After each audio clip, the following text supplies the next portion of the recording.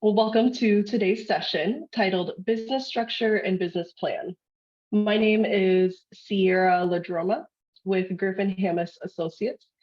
You just met my incredible colleague, Molly Sullivan. Molly will be helping us in monitoring the chat box. So if you haven't already, I know that some of you already said hello and kind of let us know where you're tuning in from.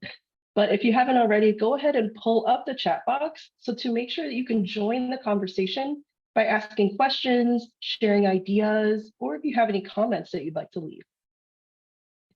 There will be a short Q&A at the end of our conversation with the entrepreneurs on today's webinar. And just real quick history on Griffin-Hammis Associates. GHA has over 30 years of experience providing training and technical assistance to support individuals across the spectrum of disabilities to become self-employed and small business owners. Lastly, we want to thank the U.S. Small Business Administration and the National Disability Institute in leading the Community Navigator pilot program that creates the space for this webinar. While the webinar is funded by the U.S. Small Business Administration, all of the opinions, conclusions, and recommendations expressed here are those of the authors and do not necessarily reflect the views of the SBA. At the end of today's session, we'll go ahead and share some upcoming events, and the NDI team will share some exciting information with you about the Small Business Hub and resources available to you.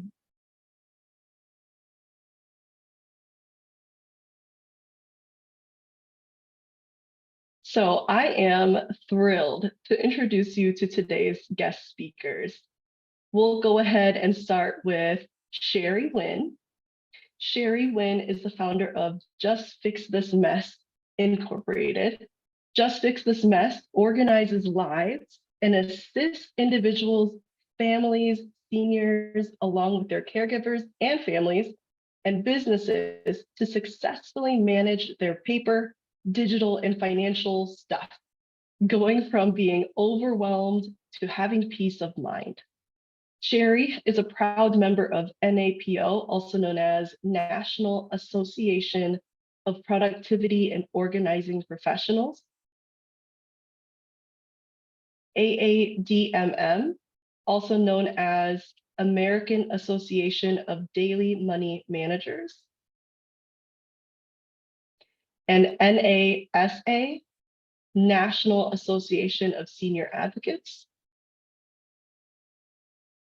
Sherry is also a member of Sebring Chamber of Commerce and Toastmasters International. Just Fix This Mess Incorporated is a proud vendor of vocational rehabilitation and has helped numerous self-employment clients to set up their QuickBooks and back office systems for their small businesses and to learn what they needed to know to maintain them. In 2022, Just Fix This Mess was awarded the Better Business Bureau approved business membership and is currently working towards meeting the strategic professional development and standards of operation for NAPO's Business Stamp of Approval program. And with the assistance of Linda Daphner, a VR counselor, and Monica Doyle, a VR CBTAC, Sherry combined her skills, including 25 plus years of experience in business, her life experiences, navigating life with disabilities, and being a caregiver, along with her passion for helping others, into an opportunity of forming a company that specializes in creating customized, organizing, and financial solutions to meet the unique needs of clients, while training them in developing new habits to maintain them for long-term success and achievement of organizing their lives and giving them peace of mind. Welcome, Sherry. Thank you. And I'm so glad to be here. Our next speaker is Thaddeus Brown. Thaddeus, or Thad Brown, founded the virtual ASL Academy, also known as VASLA, VASLA. His first entrepreneurial venture as a labor of love for the deaf community. He grew up He grew up deaf in the Seattle area and attended Gallaudet University, where he obtained a bachelor's degree in psychology. He worked in multiple education settings as an aide and then as a teacher, which combined with his upbringing gave him the foundational understanding for starting VASLA. As one of the 3 founders of VASLA, Thad's focus is on both internal and external business development. He currently resides in Spokane, Washington, and works as a deaf interpreter. Welcome, Thad. Hello, everyone. I'm happy to be here. To Sherry and Thad, thank you so much for being here today. I am honored to share space, time, and energy with you to learn more about how the both of you started your business, how you created your business plans, how you set your goals, how you plan for the future, and any and all resources that got you to where you are today. And then lastly, I hope that this conversation serves to inspire and guide those that are tuning in today and for future viewers. I'm going to go ahead and stop sharing my screen so we can get right into a conversation together. All right, so Thad and Sherry, my first request, more so request than a question, is can you just tell us about your business? Sherry, would you like to go first? Sure. What would you like to know? You gave such a great introduction. I don't think there's anything left for me to say except for the fact that I help people of all walks of life, male and female, and a lot of the clients that I have are truly 100% overwhelmed when they call me. Some of them are totally in a panic. And I'm not even sure how I help them sometimes. I go in not knowing what I'm going to do, but it just comes to me. And my business got started through vocational rehab, which I am very thankful for. So what else would you like to know? That's wonderful. What about sharing with us how it came about? How did your business happen? I actually went to Linda Daphner. She was my counselor at VR. And between the two of us, she actually seen this skill in me that I did not see. I actually did not think I had anything that could be self-employment. So when she mentioned self-employment, I literally looked at her like she had 2 heads and went, yeah, right. And I was in a very, very bad state of mind and physical at the time. So I did not have a very good outlook and did not think anything was possible. But when she mentioned it to me, I trusted her and agreed to go through the process for the business owners program through VR. And then she connected me with Monica Doyle, and I worked with Monica Doyle, which seemed like forever. But it actually, I think, took 100% until I was on my own 14 months. And I wouldn't trade it for anything.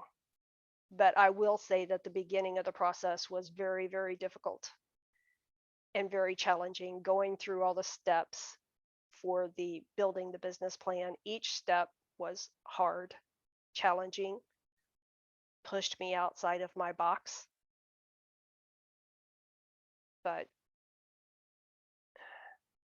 I don't even know how to express the gratitude that I am that both Monica and Linda was there for me throughout every step of the way. They were my cheerleaders. And still to this day, if I needed them, I could call them and ask them for their advice. And I'm very grateful for that. But Thank you for sharing. That's how I got started. I would love to go back or to touch more on the conversation of someone seeing a skill that you had and then helping you shape a business around that. So more to come on that topic. Okay. Thad, can you please tell us about VASLA? Yeah. So VASLA is a wraparound educational service platform providing everything in ASL for deaf people. So academics, academia talks a lot about deaf education and how we should best approach deaf education. But no one has really looked at support services or touch support services around education, like tutoring services, exam prep, coaching, mentoring, course curriculum content. So that's one of our niche focus areas. So we really tapped into that. That's VASLA's mission.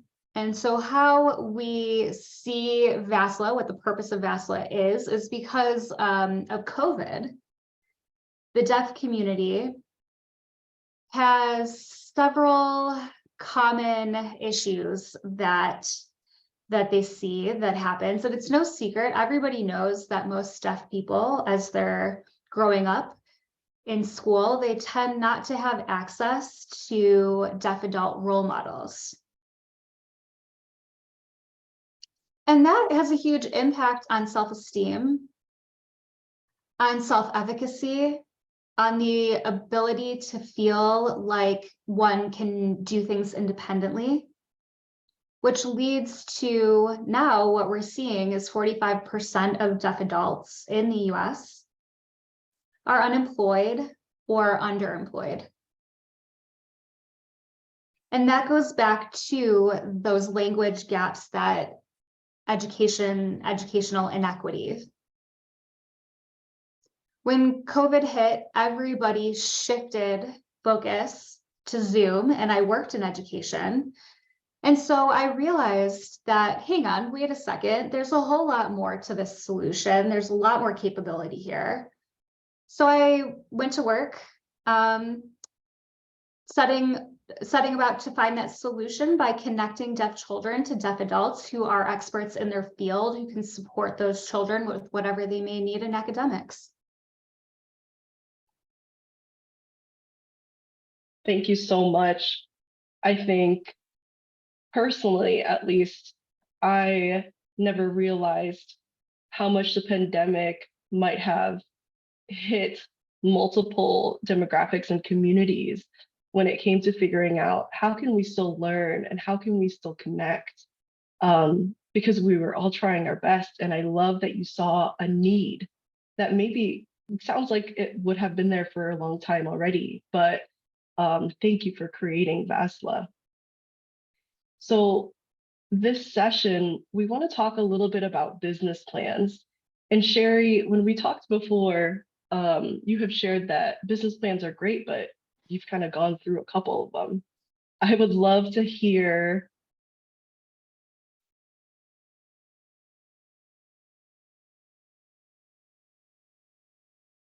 Oh, Mira, this is Molly. We lost your audio. Could you say a few words again?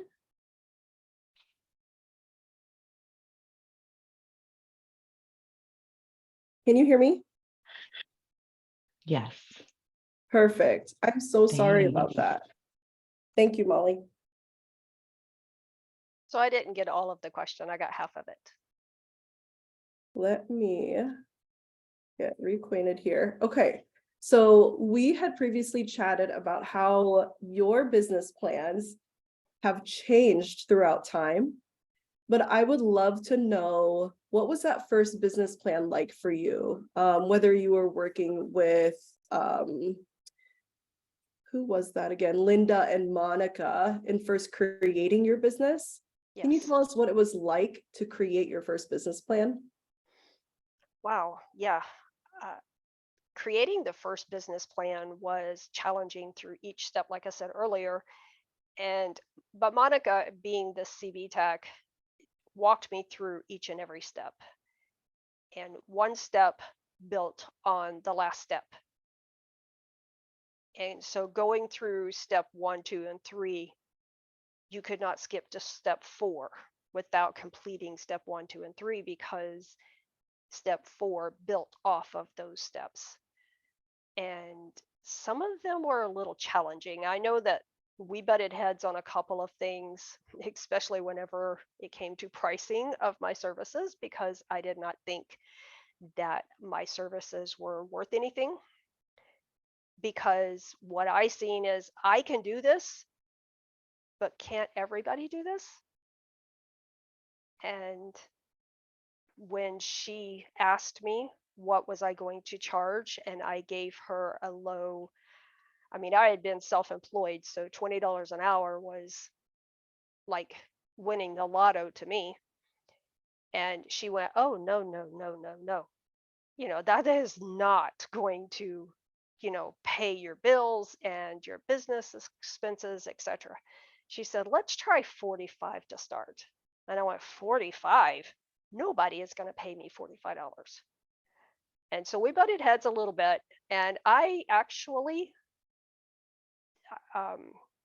did it without, I did the opposite of what she said, and I did it for $20 an hour, because I really did not have any self-confidence at all at that time. Nothing, not in myself, not in my business, not in my skills, nothing.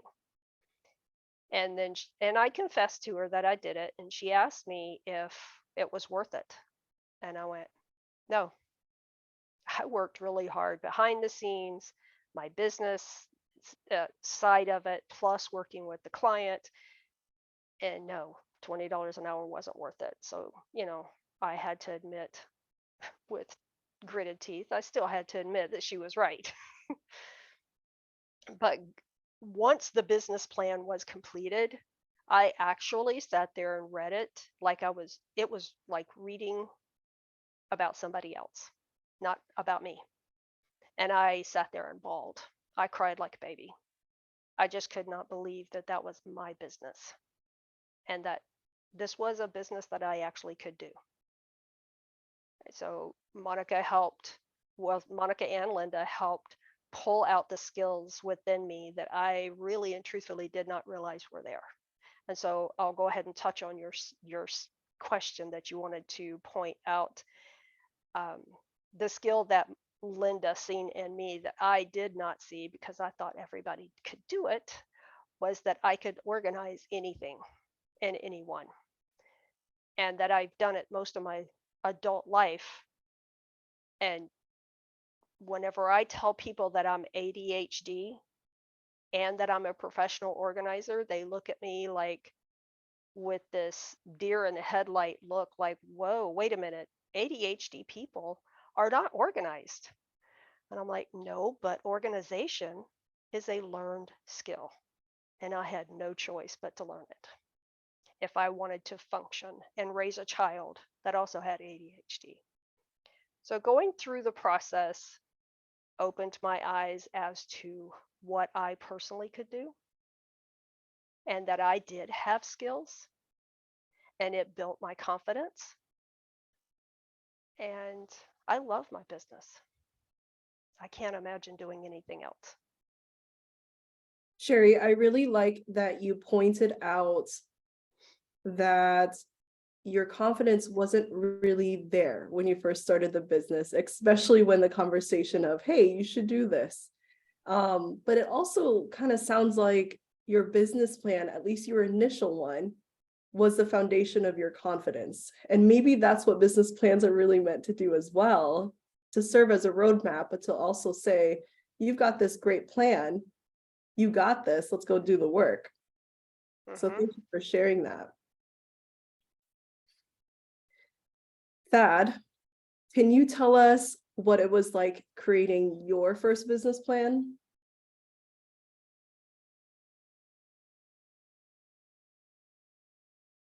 Sure. So I was working in education. So my initial focus that was my initial focus, and the vision never changed. It has never changed. I want to give back to the deaf community. And I want to see the deaf community thrive. So that has always been the mission. And I want my services to align with that. So when it came to the mission, we were working with K through 12. And that was the only demographic that we were focused on.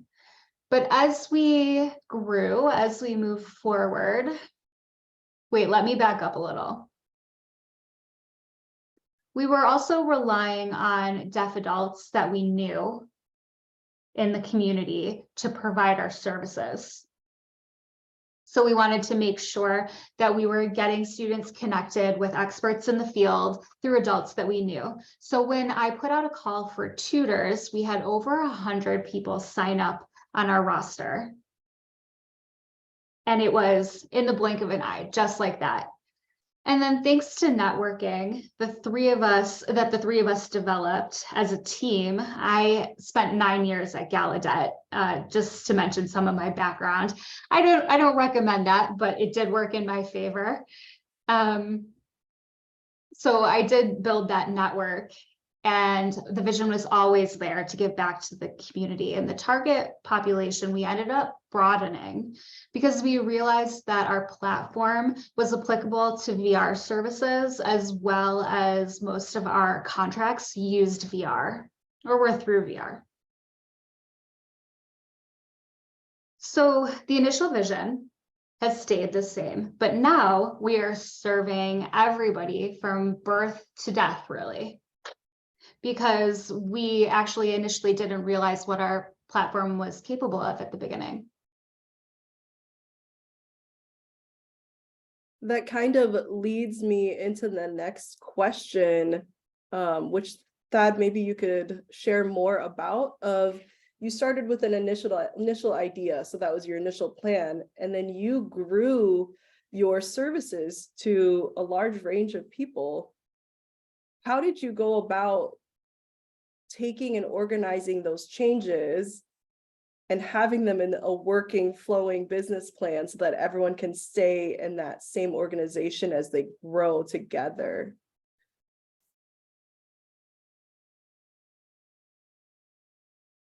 So the three of us are really behind social justice. We're big proponents of social justice, which means for us that we know that people who need educational justice the most are the people who live the farthest and cannot afford our services or may not be able to afford our services. So we structured our businesses in a way to provide our services for free, which means that we contracted with VR, we contracted with some community colleges, we contracted with some K through 12 districts. But how we ended up being able to broaden our services was due to having a lot of people who taught ASL contract on our roster. And we were contacted by, I think it was Idaho VR, to provide ASL tutoring to one of their DVR clients. And we were like, okay, what paperwork do you need from us? And they gave us a form for signatures, and that was that. And all of a sudden we were serving VR clients. It is just something that happened. So it's not like we intentionally went looking for that, but when it happens, we realize, oh, we're really onto something here. I'm not sure if the two of you remember, but the word pivot was used a lot in 2020. And it kind of sounds like both of your business and many small business owners, you said it just right. You might not be intentionally going towards that, but when opportunities come to you that align to what your goal and mission is, you often have to pivot to what is best for you and what is best for the customer that you are serving. So thank you so much for sharing that, Thad. Sherry, I know that your business has gone and has shaped its focus towards digital services. I would love to have you share a little bit more of how your business plan kind of transitioned or even transformed into what you are doing now. Because I know you weren't just doing one business plan, you've been on a couple that you've been working on. Yes, I actually am on my second one. The first one was awesome. It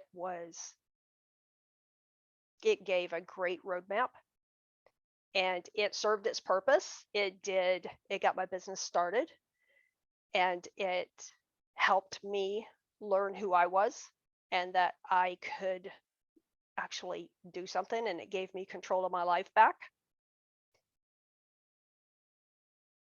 However, my first business plan really did not do me justice, and it had nothing to do with the business plan.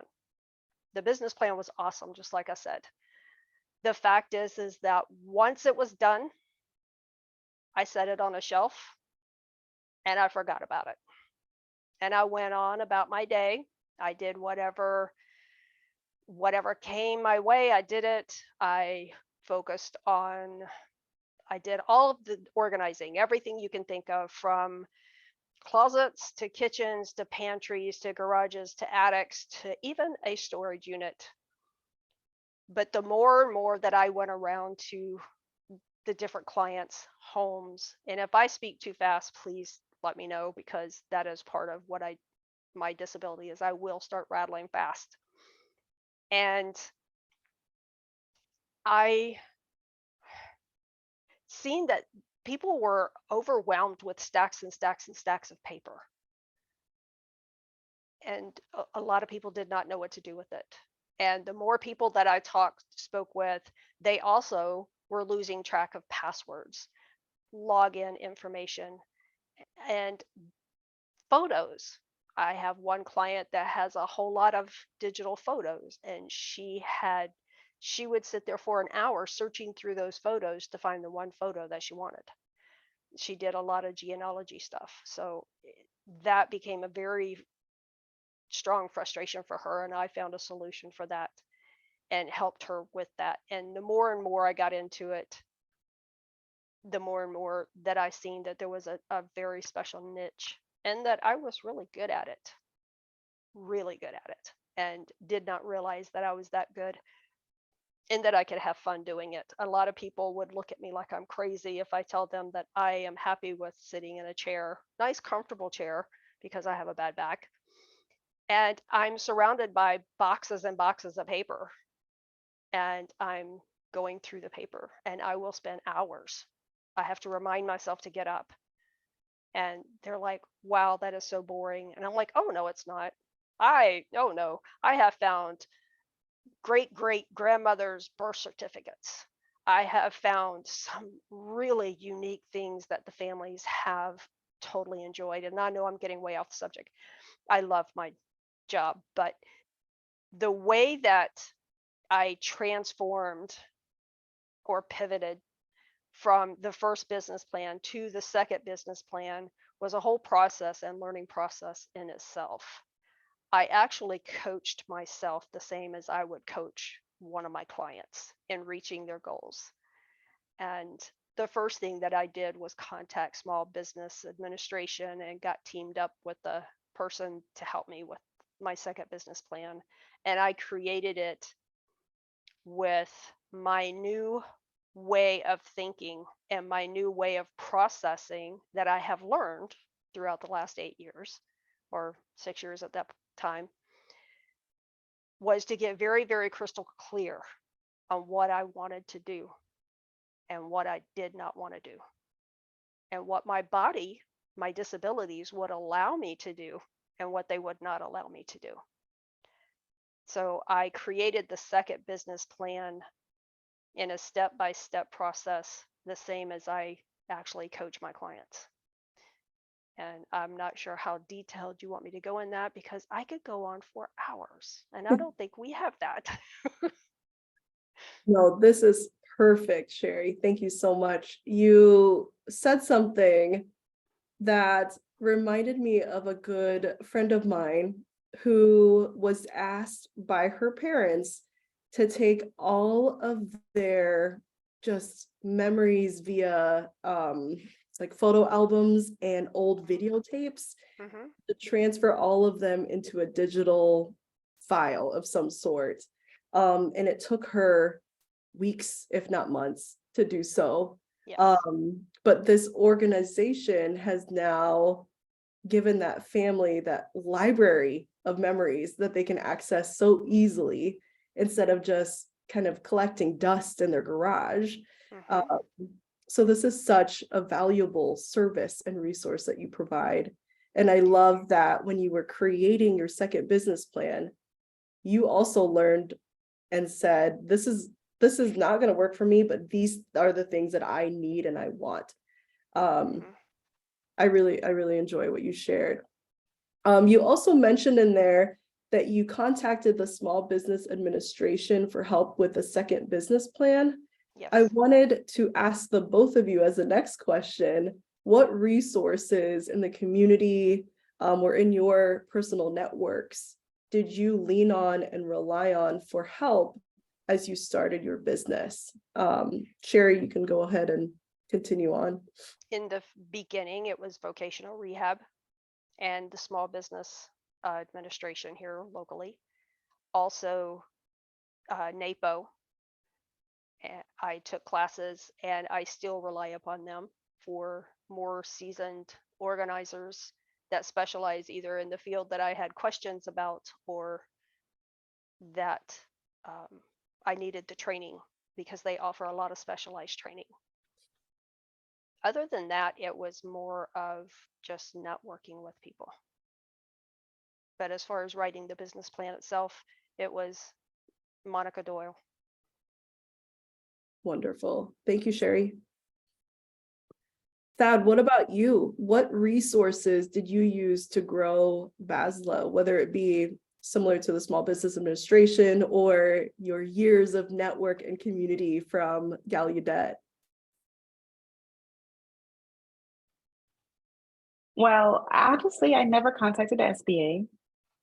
What actually happened within my region, I was talking with one of my best friends, or my co-founder, and we were talking about particular issues or ideas about what it is we can do to make sure these kids are safe, which is the underlying issue.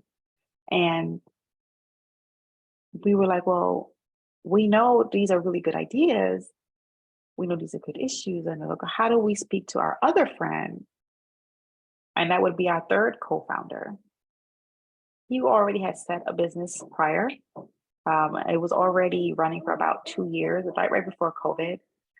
He was doing really well. And of course, COVID had destroyed his entire business plan, but he had an actual physical business. So he actually was going into college campuses and institutions. So unfortunately, that had been shut down due to COVID. But because of his experience with actually setting a business, we were able to start the steps that was needed to get our business started. I was also talking with a few of my professors in my grad school studies and my deaf ed program. And a few of us and a few colleagues were all talking about different places that they've worked and where the needs are, where there's resources that can be utilized. And that was readily available there. I don't think we really use a lot of resources per se. We were just depending on our own personal networks, who we knew, and a lot of the encouragement that came from that community and the initiatives that was needed to get the business started. I love that you pointed that out about community and your own networks. I think something that people who want to become entrepreneurs are often hesitant about with starting the first step is maybe they'll feel alone. But as an entrepreneur, you are essentially surrounding yourself with people who want to help you, whether it be paid resources or resources like the SBA or even your own friends and colleagues and community that say, hey, I believe you, let's do this. So I'm really thankful that both of you shared such different perspectives when it comes to resources and starting your businesses. So I'd love to talk briefly about business structures. Did you have any assistance in selecting what kind of structure you wanted to file your businesses as? Thad, you can go first if you'd like.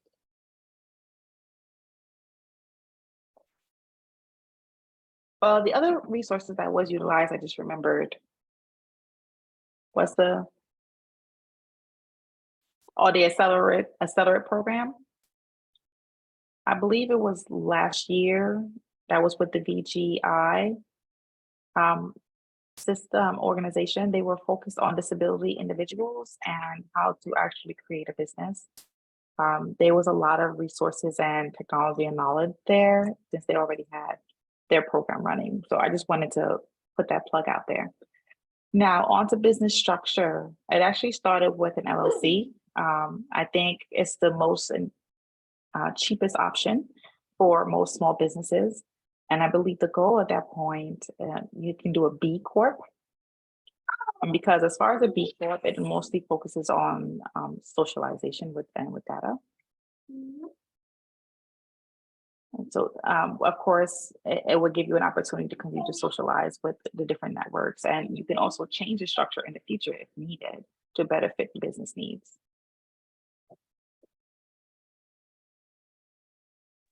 Perfect. Thank you so much. Sherry, do you want to share on your business structure and how you went about choosing that? Yeah, very briefly, I will share. I decided to incorporate mine because I did not have the assistance of like disability and Social Security and other things that would limit any incomes. Therefore, I just decided to do an S Corp so that my business and my personal are separated in case I decide that I would like to bring on partners in the future or divisions or franchise. Wonderful. Thank you. So a question I have for both of you is, and we've kind of talked a little bit about this, but thinking back to when you first started your businesses, was there any change in how you thought the business was going to go versus what actually happened? For example, let's say you wanted to start off with a product or a service type, but you actually found yourself doing something completely different. Sherry, do you want to go first? Sure. Whenever I first started, I originally thought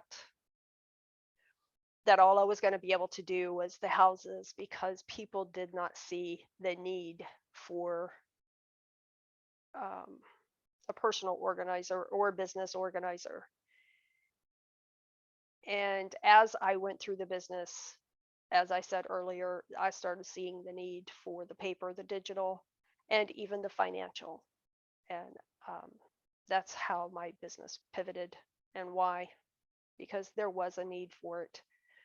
And so I tell everybody whenever I say I'm a professional organizer, so for the first thing they automatically think of is, oh, my kitchen needs to be organized. And I'm like, well, that's awesome. And I have somebody that can do that. However, what I specialize in is I'm not your average organizer. I help people with their paper and their digital and their financial. And of course, then I have to explain what I mean by that. It also opens up a lot of doors for conversations. I just want to I'm going to take this opportunity to ask you, how did you get them to see that need? The paper, the digital, and financial? Yeah. I start asking questions like, okay, if you were incapacitated 2 weeks ago, not today, not tomorrow, I don't do that, but let's say day before yesterday, you were incapacitated and someone had to step in and help run your life, and you had kids or you had a business. Even if you don't have a business, just a home, to manage your home Who could walk into your house and know who your plumber is if you had plumbing issues? Who could, do you have a healthcare surrogate? Who's going to make your healthcare decisions? Do you have a will? What if something happened to you yesterday? You can't do anything about it now. So would your family know what to do with your stuff? And then of course they're all like, well, I'm just going to leave it for them to go through. Okay. Have you ever tried to walk into somebody's house and you really and honestly want to do something with their stuff that they want done, and yet they're also grieving the loss of you, and you're going to add that stress to them, and you have a whole guest room full of boxes of paper and filing cabinets overflowing with paper, and they're going to have to sit there and go through every single piece of paper. Do you really want to do that to your family? And they're like, oh, well, now that you put it that way, it's like, well, you can't just take a whole box and say, well, I think I'll just throw this away. And believe it or not, there are adult children that are mourning their parents that will come in and just say, just trash it all. I can't deal with it. And they lose a lot of stuff. And sometimes there are different ways and different conversations, and I never really know what's going to come out of my mouth. Sometimes I tell Monica and Linda and everybody else, I really do not know what's going to come out of my mouth. And it depends upon the person. It depends upon the conversation. It depends upon if I'm in their home. It depends upon what I see around. But usually I can get most people to understand. And a lot of times if they've already reached out, they already have it deep inside of them. They just need a little bit of encouragement. Thank you for giving such a real life example, and kind of allowing people to think ahead and to think about their loved ones, instead of just saying, oh no, it doesn't matter, they'll figure it out. Yeah. And as far as businesses are concerned, I actually have a process, if for lack of better terminology. It is, I do this with no matter what the goal is. The sixth step that I have in my process is creating a crisis management plan for your business, for your home, for, I've got one homeowner that owns a house, 2 rentals, 3 commercial properties, 14 real estate properties that he's trying to sell. And then he also has 3 businesses that he operates out of his home office. And needless to say, he was very overwhelmed when he met me. And he's one of them that I have created a crisis management plan for his businesses and his home. And he and his wife both are so happy. His wife actually just went to Europe. She says, I don't have anything to worry about. Everybody has your phone number. So I'm their emergency contact number. So. Wow, that's so wonderful. I'm so glad that they found you. I'm the one blessed. Yeah. Hey, Thad, what about you? Was there, like if you could think back from when you first started VASLA, or even the idea of it, and how you were going to go about things and how you were going to provide services, did that actually happen, or did it kind of shift without you knowing?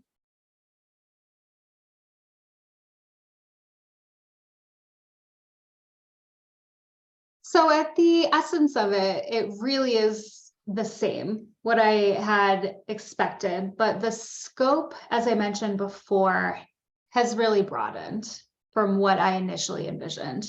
Like, we started out with a beta program to set up, the minimum viable product, which was a one-on-one tutoring approach. And we offered that for free. We won a competition for Gallaudet alumni. And so we used that money that we won in that competition to pay our first tutors and to run that beta program. It was successful. And we were able to prove that there was a market for it.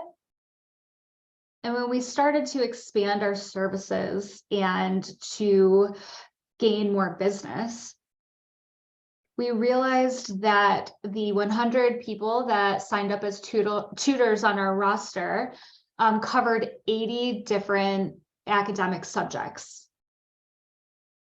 So huge range. And that's not just K-12, you know, that's maybe 30 at most, but 80 is a huge range, which means we were able to serve college students. We were able to serve a wider variety of populations. And a lot of our strategy has been decided by feedback.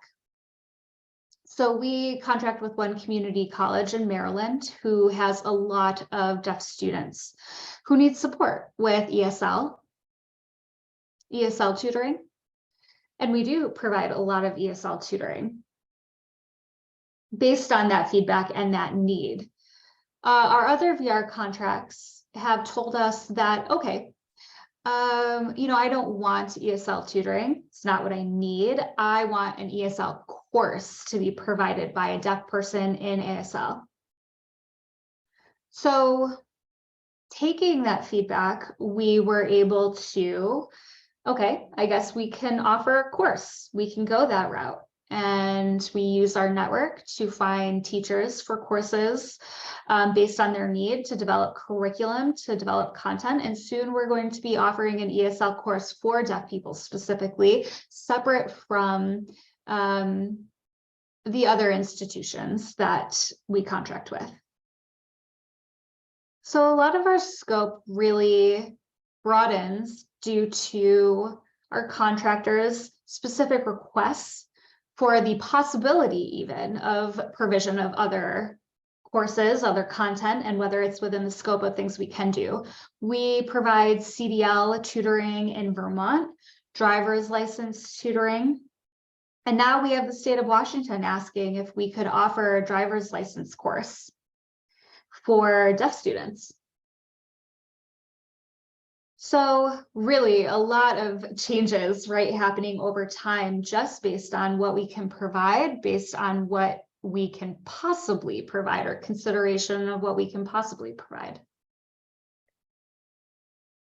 I love what you shared because it is beyond the classroom. This is success in life.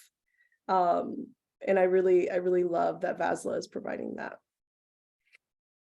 So I have two more questions for the both of you. The next one being, can you share at least one reason why creating a business plan is so important for someone who is wanting to start a business, or even maybe needing to backtrack so that they can create a business plan to know where they are headed? Sherry, do you want to go first? Oh, yes. Yes. I like this because on my second business plan, I created it with getting very clear, first of all, what I wanted, what I did not want, as I said earlier, and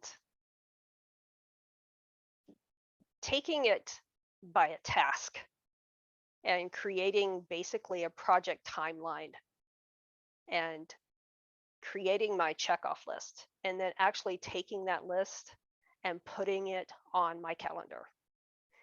Because for me, and I've found out that plenty of others, so I'm not by myself, if you do not put it on your calendar and you do not schedule it, it usually doesn't happen. And I broke everything down into what I needed to complete the step, what resources I needed, even if it meant for me to take a class. So if it meant for me to take a class, that means, okay, I need to check and see when that class is offered, how much money is it, registered for the class, and put it on my calendar.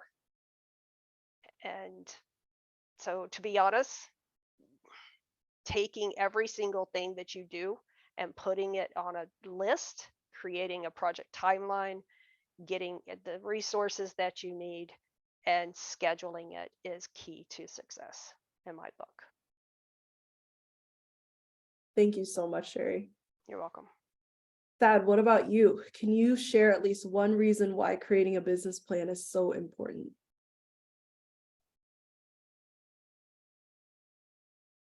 Keeps you focused. You are able to remember your goals, your vision, Mhm. and it keeps you from stepping out of your scope.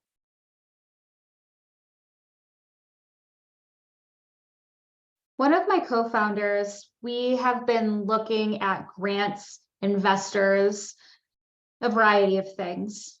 And one of my co-founders got very excited about a grant related to AI. You know, AI is a very hot topic right now. It's pretty crazy. And we look at how we could incorporate AI in our business in the future, something we are looking at. However, that grant presumed a lot of things that we had ready, that we would have had to have ready. And so I really had to put my foot down and say, hey, this is really out of scope of our work. If we want to do that, I mean, it was only like $25,000, the grant, but for that kind of work that they presumed that we would have, I mean, we would have to have $1 million lab. We would have to have a PhD right now who could do that work for us. And, you know, we're not anywhere near that at all. And so we had to remember, hey, let's take a look at the scope. This is who we are. This is who we work with. This is who we work for. This is a pretty sparkly new fad that's happening right now. Yes, but we're not chasing that. I love that you shared that it keeps you focused. Because when you're creating that business plan, you're really writing down what you want, where you want to go. And Sherry, like what you said, it's kind of like a calendar, right? You know when it's happening, what you need to do, payment, things like that. But with that focus piece, it's the while you are building your business, all of these opportunities, and I would say noise maybe comes your way. And you're going to have to say yes or no if it doesn't align to what you've already positioned for yourself and your success. So I really, really love that focus was there, and just kind of organizing. The last question I have for the both of you: how can everyone tuning in today help you and your business? Oh, looks like Sherry has her hand up. She wants to say something. Oh, hey, Sherry. Hey, I would like to feed off of both of what you and Dad just said. Creating the focus, if you don't create the focus on your business plan, a lot of people will think that your skill set and your business fits their agenda. And if you don't know what you want, that's why I say get clear on what you want and what you don't want. You will be taken off course. And I actually recently had that opportunity put in front of me. And this attorney seen, oh, you would be good at, oh, and they spent almost 35 minutes trying to convince me. And if I did not know, I mean, of course, that shiny new thing was like, when I first heard it, was like, ooh, ooh, ooh, ooh, ooh, ooh, yes. But as I sat there and listened to them and I started thinking, and I've trained myself to ask these questions, what is it going to take for me to do that? And thought about what it was going to take, and then what is it going to take away from in order for me to do this. I'm going to have to stop doing this. And I had to refocus and say, no, it's a great opportunity. It's a great service. And I could see where somebody with my skill set could take this and run with it. But that's not where I'm at. That's not what my vision is. And so therefore it does keep you focused and keep you on the road that you want to be on, and not go after every shiny little thing that's out there, because there's a whole lot of stuff out there. So, but sorry, I had that I in my love head. that Didn't example. want to lose it, so I didn't even hear your question. No, thank you so much for sharing that. That is such a key example of how important it is for a business plan to be around and to be as a resource as you continue to grow and change your business, but it serves as your foundational focus to making sure you're growing in the way that you want to. Yes. So the question, and the last one that I have before we move into our Q&A portion of today, is how can everyone tuning in help you and your business? Thad, do you want to go first?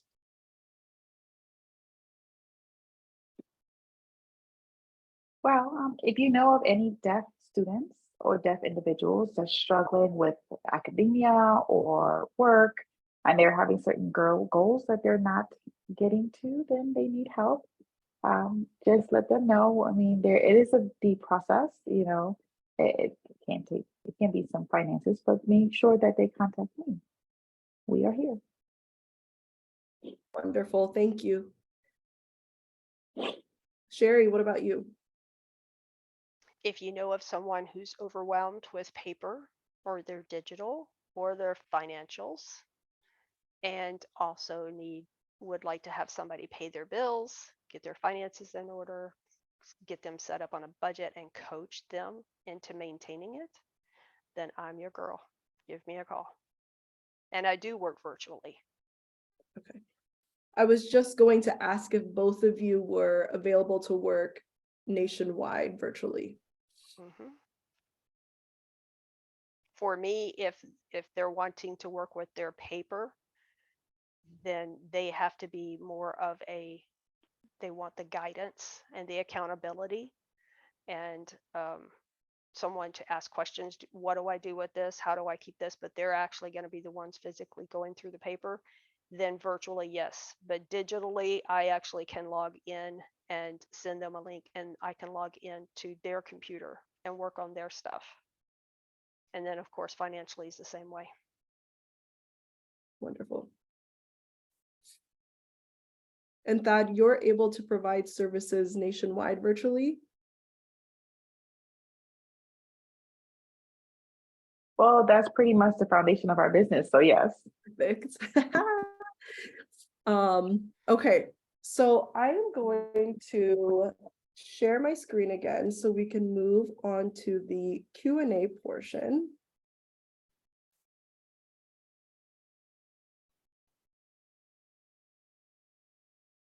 And before we head into this portion of today's session, I would just love for us to take a moment to thank Sherry and Thad for sharing their stories and expertise with us today. I encourage all of you to connect with both of them to learn more about VASLA and Just Fix This Mess, to build community, to learn more about their businesses, and to help guide you with your own entrepreneurial goals. You can find their contact information on this slide, as well as their business websites. And it looks like Molly is dropping their information in the chat as well for even easier access. And then if you have any questions for Molly and I, or if you'd like to connect with us, please feel free to reach out to us via email. And then Molly is going to drop a couple of links to resources from past webinars and events that dive deeper into how and why the business structures and business plans are important. So let's go ahead and shift into the Q&A. Molly, when you are ready, would you like to join us to chat questions? Absolutely. Lexi, if you could spotlight me. Thanks. Well, Thad and Sherry, I just have to say it's been an absolute joy listening to you share your experiences. So first and foremost, thank you. Thank you for your time. Thank you for your just sort of candid responses to all of Sierra's questions. I have two questions that have come in for each of you. So Thad, if it's okay, I'll start with you.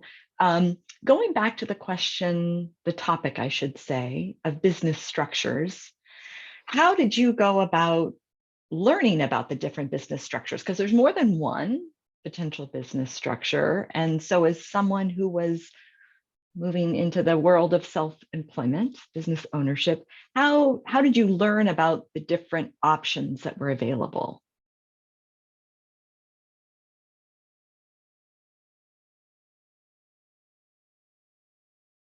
Well, I think that's something you need to also look at for now and far down the road. When you're in the beginning stage, you need to look at what works for you in the beginning and what the end result you're looking for. That will give you a few steps on how you can pivot and change if needed during your journey. Like 3 of our founders actually got with a few contractors and with clients to discuss it. And that was a very basic of our business. And as we continue to grow, then we had to make sure that we pivot to make sure that our business structure would fit that vision of what it would look like when we grow. So as of right now, there's a lots of choices, but there's different types of umbrellas and different types of sites you can look at for how to respond to that particular need at this moment as you're starting your business. Like if we're talking about Amazon, let's say Amazon.com, you can order everything off of Amazon currently. However, when they were first founded, it was just book sales. So Amazon had to also pivot at that time to match what their needs and requirements were for the business. So as you're setting up which corp or incorporate you're trying to do, there's different types of intervals for your business. So I think you don't need to stress too much on that at the moment until you get there. Yeah, it's such a great point. There's so much that evolves and changes when you're self-employed. And so making sure you're staying focused on what needs to happen now is really key. Such a great point. Yeah. So the second question is really kind of a follow-up. And I'll just stick with you, Thad, if that's okay. And that is, if you think back in the very beginning, when you landed on the decision to go with an LLC for a business structure, did you get advice from anybody? Did you talk to other people who had that business structure? Did you talk with someone from this small business development center or an accountant? Is there anybody you talked to that helped you decide this is the business structure we want to start? Well, we didn't really have much discussions about that. Again, my co-founders had already had his own business prior, and he just said, let's just go ahead and focus on an LLC because we have so much more options. And I guess that was what worked for us without having to try to get resources and advice from other individuals, which could have prolonged the process. So we just went ahead and decided based on his expertise. And as far as the LLC, it's the fastest way that you can actually change to other structures if needed. And then we spoke to an accountant about it. And I used my personal accountant at that time, and they told me that it was okay to go ahead with the LLC. It had more options, and you could actually set everything up on your own in that moment. Wonderful. Yeah. How nice that you were collaborating with someone who already had experience with setting up a business, that they brought that to the table, which huge resource. And how smart of you to reach out and talk with an accountant as well, just to get a little extra advice. That's fantastic. Yeah. And as a reminder, I dropped 2 links to 2 different webinars. One is a session from a conference, and the other is a webinar that Sierra and I did about a year ago that is about business structures, in case you're someone who's joined us and you're really just kind of wanting to hear some of the basics, not wanting to hear about people's experiences, but more just sort of the basics around business structures. So those resources are in the chat box. Thank you, Thad, for sharing your experiences around that. So Sherry, in terms of questions for you, I would also love to ask one of the questions that I asked Thad, ask it of you, and that is, if you talked with anyone to get advice and to make a decision around going with incorporating as a Yes, business. I actually did a lot of research on my own. And of course, the inquisitor of me, I wanted to know everything there was. And so of course, I overwhelmed myself with it. So then I called my attorney friend of mine and we went over it. And for what I didn't see franchising in the beginning or selling or any of that. But Monica and Linda told me to keep an open mind about it. And so since I keep an open mind about that, and when I looked at all the options and talking to the attorney friend, I felt that that was the way to go. That way, if I decided to do something in the future, it was ready. And plus, I wanted to keep it separate from my personal. Yeah. And that was just Wonderful. my way of doing it. My ADHD, if I would have done an LLC in my little simple mind, I would have stayed in my social security number and not, did anything else. In my mind, it was the simplest way for me to distinguish business and personal. Yeah. Yeah, I so appreciate you sharing your experience about stepping in and feeling overwhelmed. I can say without hesitation, you are not the only person that has that experience I have found when that out. beginning to look at business structures. And I love that you sort of looked around and said, who can I check in with that can help me kind of bring it all together or give me kind of a check and balance around it. It can be really helpful to talk through that with someone. And for those who are listening, who also are someone who is receiving public benefits, it's also great to talk with a benefit planner about it. And I know, Sherry, you mentioned that's not something that was in your world, so you didn't have to worry Right. about that, but Yeah. it's definitely another important person to check in with when making this decision about a business structure. Yeah, because Great. I do know from working with others in the VR realm, um, it does affect. And if you don't take that into consideration, you actually can, as my grandmother would say, bite your nose off to spite your face. Thanks, Sherry. You're welcome. And I just have one more follow-up question for you, and that is, you earlier had mentioned when you started working on your second business plan that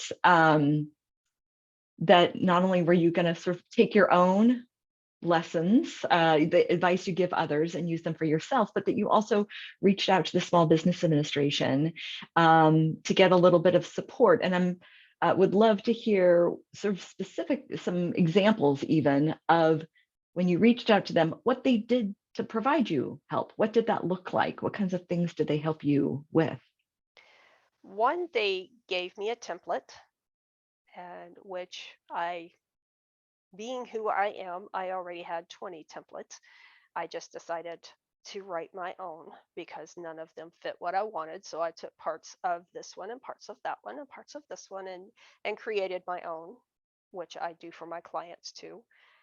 But they actually gave me feedback on my ideas. They proofread my stuff and they held me accountable. So we had weekly or bi-weekly meetings depending upon my schedule. And that way I knew I had to have this or that done. And that was the big thing. And then they actually gave me a lot of feedback. And if there were resources available for me to get the information that I was looking for, whether it be statistics or whatever, they helped me with finding those. Wonderful. Thank you, Sherry. You're welcome. So Sierra, that is it for questions.